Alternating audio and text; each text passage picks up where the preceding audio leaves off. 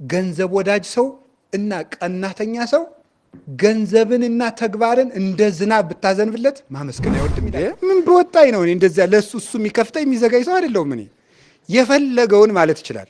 የፈለገውን ሰው አንዳንድ ጊዜ እግዚአብሔር በሚያውቀው እንዲሁ ይህንን ዓለም ሰይጣን የሌለበት የሆነች 4 በ4 ቦታ ብትኖር እዚያ ነበር እይጥሎ መጥፋት። ጉጻጉጽ ነው የዚህ ዓለም ጸባዩ። በእውነት እግዚአብሔር በሚያውቀው እሾህ ነገር ነው። አንዱ ስትሉት አንዱ መጨበጫ የሌለዋል። እግዚአብሔር ልብና ኩላሊቴን ምን ያደርጋል? ይመረምራል። ተደብቃ አትዶልት። እግዚአብሔር ያሰጠዋል እያወጣ። እንዲሁ ክርስትና ድራማ አይደለም። ድራማ ተውኖ ሲወርዱ ሌላ መሆን። ሰዎች አሉም አላሉም የሚፈጠርም የሚጨመርም የሚቀነስም ማንነትም ክብርም የለም። ሰዎች ጉድጓድ ቆፍረው ተራራውን ይናዱብህ። እግዚአብሔር ተራራው ጫፍ ላይ አቁሞ ከፍ ብለህ እንድትታይ ያደርጋል። እግዚአብሔር ይሄን ያደርጋል። እግዚአብሔርን ከማይፈራ አስመሳይ ጻድቅ እግዚአብሔርን የሚፈራ ኃጢአተኛ ይሻላል።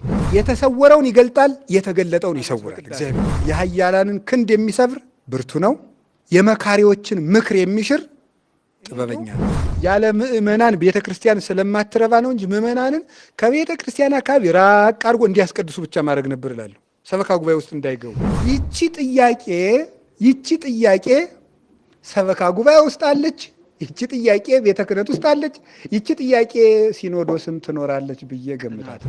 ቅናት ጨካኝ ያደርጋል፣ ልበ ደንዳና ያደርጋል። ቅናት የት ይገኛል ሲባል ከሴትና ከቄስ መጽሐፍ ነው። ቅናት አምላክን አስገድሏል። እነዚህ 3 ተግባራት ደግሞ ሰውን ወደ ዘለዓለም ሕይወት ያደርሳል።